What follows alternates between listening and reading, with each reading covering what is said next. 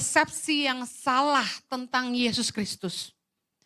Mereka berpikir Yesus datang ke dunia untuk membangun sebuah kerajaan duniawi. Sebagai raja yang akan membebaskan mereka dari jajahan Romawi. Pada zaman Yesus, bangsa Israel merupakan wilayah jajahan Romawi yang mana setiap orang Yahudi wajib membayar pajak. Dan kita tahu ada 4 pajak yang mereka harus bayar. Dan mereka harus menjual segala hasil bumi mereka kepada bangsa Romawi dengan harga yang murah. Karena itulah bangsa Israel sangat menderita. Sehingga mereka sungguh-sungguh merindukan hadirnya seorang Mesias yang mereka pikir akan menyelamatkan mereka dari jajahan Romawi. Mereka teringat seperti Musa yang pernah membebaskan bangsa Israel dari perbudakan di Mesir. Demikianlah mereka berharap Yesus yang mereka lihat akan membawa mereka keluar dari perbudakan Mesir. Perbudakan bangsa Romawi. Saudara, orang-orang Yahudi saat itu sangat berharap kepada Kristus. Mereka ingin mengangkat Yesus menjadi raja duniawi ya. Yang dianggap mampu memimpin dan mampu untuk memulihkan bangsa Israel. Seperti apa yang dilakukan oleh Raja Daud, seperti yang dilakukan oleh Musa. Apalagi ketika orang-orang Yahudi ini melihat bahwa Yesus tidak hanya punya hikmat di dalam mengajar. Yesus punya kuasa yang luar biasa ketika dia bisa menyembuhkan yang sakit, ketika dia bisa mencelikkan yang buta, ketika dia bisa mengusir setan, ketika dia bisa menghidupkan orang yang mati. Bahkan ketika mereka melihat Yesus melipat gandakan roti dan ikan, mereka sangat takjub. Mereka menyaksikan bahwa Yesus bukanlah manusia biasa. Bahwa Yesus tidak hanya punya hikmat tapi punya kuasa. Karena itulah mereka mendesak Yesus dengan amat sangat untuk mau menjadi raja atas bangsa Yahudi. Kita akan saksikan cuplikannya berikut ini. Silakan.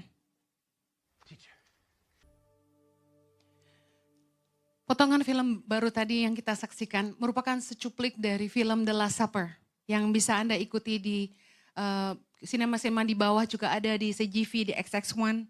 Filmnya bagus banget karena firman Tuhan diterjemahkan dalam tontonan yang begitu luar biasa, sangat detail dan sangat memberkati. Kita bisa lihat tadi dari cuplikan itu, bagaimana murid-murid Yesus juga punya ekspektasi yang sama seperti bangsa Yahudi. Mereka ingin Yesus menjadi raja duniawi untuk menyelamatkan mereka dari jajahan Romawi. Para rasul mengikuti Yesus mula-mula bukan karena iman. Tapi mereka mengharapkan kedudukan apabila Yesus menjadi raja. Makanya Yudas mendesak. Dikatakan kepada Yesus, kamu bisa menjadi pemimpin, kenapa enggak mau? Saya akan buktikan ayatnya. Para murid mempersoalkan siapa yang akan jadi terbesar di antara mereka. Matius 20. Permintaan ibu Yakobus dan Yohanes. Ayat 20 berkata gini. Maka datanglah ibu anak-anak Zebedeus serta anak-anaknya itu kepada Yesus. Lalu sujud di hadapannya dan meminta sesuatu kepadanya.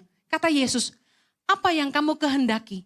Jawabnya, berilah perintah supaya kedua anakku ini boleh duduk kelak di dalam kerajaanmu, yang seorang di sebelah kananmu dan yang seorang lagi di sebelah kirimu. Anda bisa lihat di sini, mereka masih berpikir bahwa Yesus kelak akan mendirikan sebuah kerajaan duniawi, di mana murid-murid Yesus tentunya akan beroleh kedudukan. Bisa paham? Dan kemudian, ingat waktu Petrus menegur Yesus, waktu Yesus mulai bicara tentang apa yang akan menimpa dirinya. Dalam Matius 16, pemberitahuan pertama tentang penderitaan Yesus. Di ayat 21, sejak waktu itu Yesus mulai menyatakan kepada murid-muridnya bahwa ia harus pergi ke Yerusalem dan menanggung banyak penderitaan dari pihak tua-tua, imam-imam kepala dan ahli-ahli Taurat, lalu dibunuh dan dibangkitkan pada hari ketiga. Lihat ayat 22, baca sama-sama. Tetapi Petrus menarik Yesus ke samping dan menegur dia, katanya, Tuhan, kiranya Allah menjauhkan hal itu. hal itu sekali-kali takkan menimpa engkau. Ayat 23, Yesus berpaling dan berkata kepada Petrus, "Enyalah iblis, engkau suatu batu sandungan bagiku, sebab engkau hanya bukan memikirkan apa yang dipikirkan Allah, melainkan apa yang dipikirkan manusia." Lalu Yesus berkata kepada murid-muridnya, "Setiap orang yang mau mengikut aku, ia harus menyangkal dirinya, memikul salibnya, dan mengikut aku." Sampai di titik ini mereka masih gak ngerti bahwa apa yang Yesus sampaikan akan sungguh-sungguh terjadi, bahwa dia akan disiksa dan mati di kayu salib, dan kemudian Yesus akan bangkit di hari ketiga. Di Kisah Rasul 1 ayat 6, bahkan saat Yesus bangkit dari kematian dan sebelum dia terangkat ke sorga, murid-muridnya masih bertanya ini. Maka bertanyalah mereka yang berkumpul di situ, "Tuhan, maukah engkau pada masa ini memulihkan kerajaan bagi Israel?" Sekarang jelas bahwa murid-murid Yesus dan orang-orang Yahudi memiliki persepsi yang sangat salah tentang Yesus. Yang mereka pikir bahwa Yesus akan membangun sebuah kerajaan di bumi. Menjadi raja orang Yahudi, menjadi Mesias yang akan membebaskan bangsa Israel dari jajahan Romawi. Tapi harapan mereka dan apa yang mereka pikirkan sangat keliru. Karena apa? Karena Yesus bukanlah Mesias politik seperti yang mereka harapkan. Tapi Yesus adalah Mesias yang membebaskan mereka dari perhambaan dosa. Kita lihat Yohanes 18 ayat 36. Sama-sama yuk. Jawab Yesus, "Kerajaanku bukan dari dunia ini. Jika kerajaanku dari dunia ini, pasti hamba-hambaku telah melawan supaya aku jangan diserahkan kepada orang Yahudi. Akan tetapi kerajaanku bukan dari sini." Apa pesan firman Tuhan? Sama seperti murid-murid Yesus yang hanya berpikir bahwa Yesus bisa menjadi raja sehingga mereka beroleh kedudukan.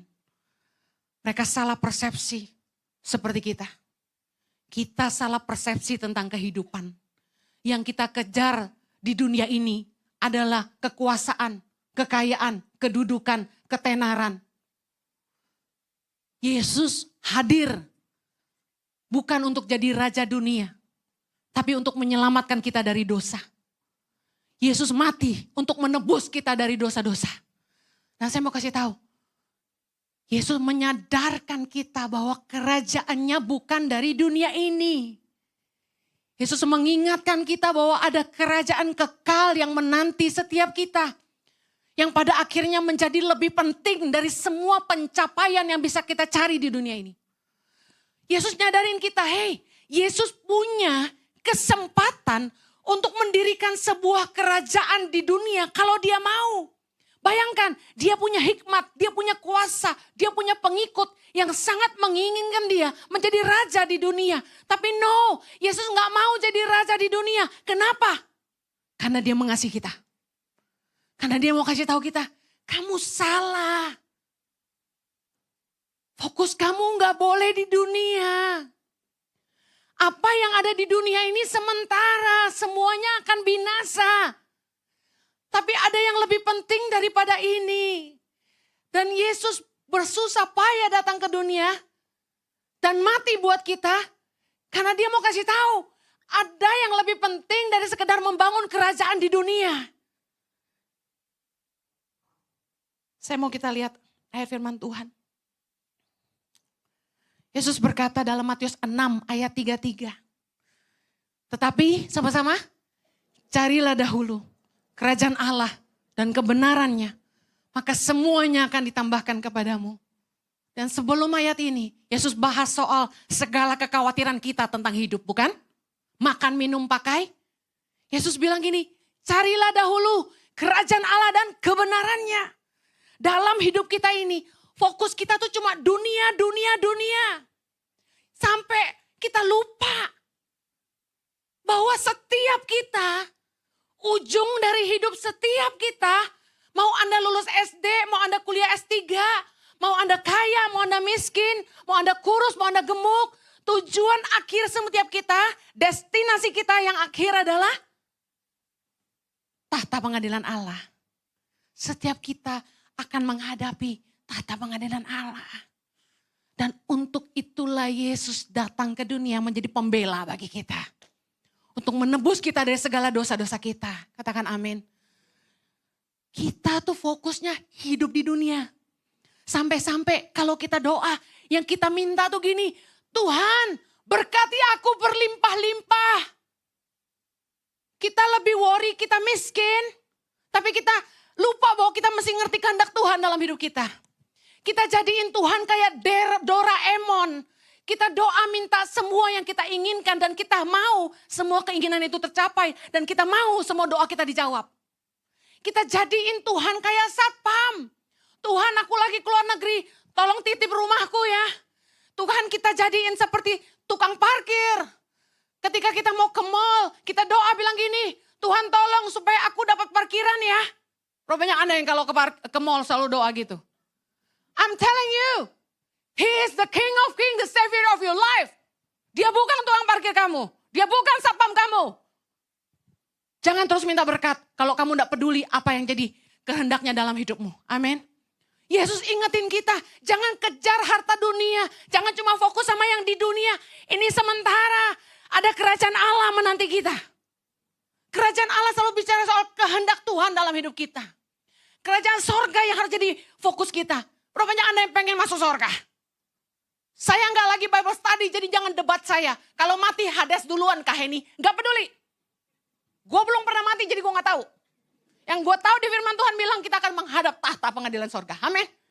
Dan saya mau kita semua masuk sorga. Katakan amin. Saya bersyukur.